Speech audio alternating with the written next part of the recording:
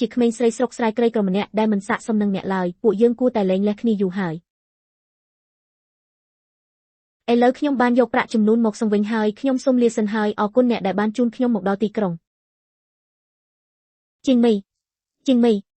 ម៉ាក់ខ្ញុំគាត់គ្រាន់តែមាត់អាក្រក់បន្តិចប៉ុណ្ណោះគាត់គ្មានចិត្តងារអាក្រក់ទេសិនយ៉ាងឆិនអ្នកដឹងទេថាខ្ញុំរស់នៅក្នុងផ្ទះនោះរងទុក្ខវេទនាយ៉ាងណាខ្ញុំត្រូវគេលក់ដូចជាទំនិញអេតចាយអញ្ចឹងហើយពេលមកដល់ផ្ទះសិនខ្ញុំនៅតែត្រូវគេមើលងាយមើលថោកទៀតនេះមិនមែនជាជីវិតដែលខ្ញុំចង់បាននោះទេជីងមីកុំតាមខ្ញុំទៀតអីយ៉ាងឆិនតើមកពីម៉ាក់ធ្វើនាងប៉ះពាល់ផ្លូវចិត្តខ្លាំងពេកមែនទេម៉ាក់ក៏មិនដឹងថានាងយកប្រាក់ចំនួនមកសងវិញដែរមើលចុះរឿងប្រែជាបែបនេះទៅវិញកាលនោះនាងស្ទើរតែត្រូវគ្រួសារលក់ចោលនាងសុកចិត្តលោតទឹកសម្លាប់ខ្លួនហើយគឺខ្ញុំជាអ្នកជួយនាងទៅនាងត្រូវគេលក់មកខ្ញុំហើយលុយនេះទៀតដើម្បីរកលុយ8,000 យន់នេះមកសងនាងស្ទើរតែត្រូវគ្រួសារលក់ម្ដងទៀតម៉ាក់ហេតុអ្វីម៉ាក់ដាច់ចិត្តធ្វើបាបចិត្តនាងយ៉ាងនេះ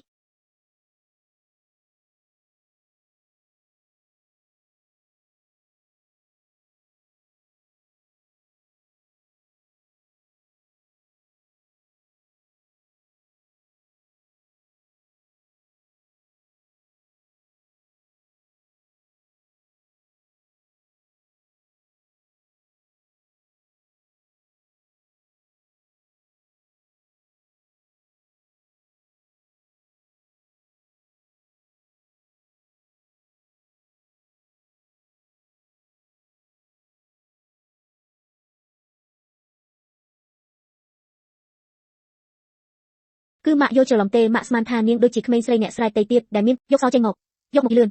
កុំសង្ឃឹមនេះសោះមេការសេឡើងទៅដណ្ដើមយកសោភ្លាមពួកយើងខ្លួនមកមុនថ្នាក់នឹងខ្លាចអីត្រឹមស្ត្រីមេម៉ាយនិងក្មេងស្រីម្នាក់នោះ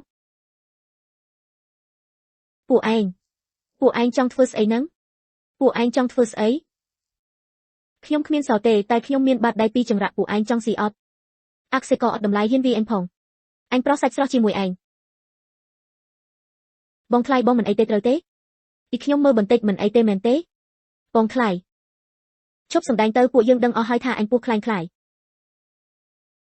ឈាមហូរហើយគ្រូពេទ្យហុងស៊ឺឆាប់ជួយផងមានអ្នកណានៅក្បែរនឹងទេមានរឿងអីហ្នឹងលោកគ្រូពេទ្យអញ្ជើញអង្គុយ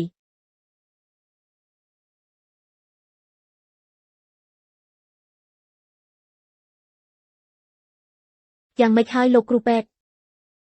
អបអរសាទរលោកស្រីសិនកញ្ញាជាងពិតជាមានផ្ទៃពោះមែនថាម៉េចក្រែងថាមានពោះខ្លាញ់ខ្លាយទេតើម៉េចក៏មានពិតប្រាកដទៅវិញលោកគ្រូពេទ្យមានន័យថានៅក្នុងពោះខ្ញុំមានអាអូនពិតមែនទេពិតប្រាកដ100%ហើយ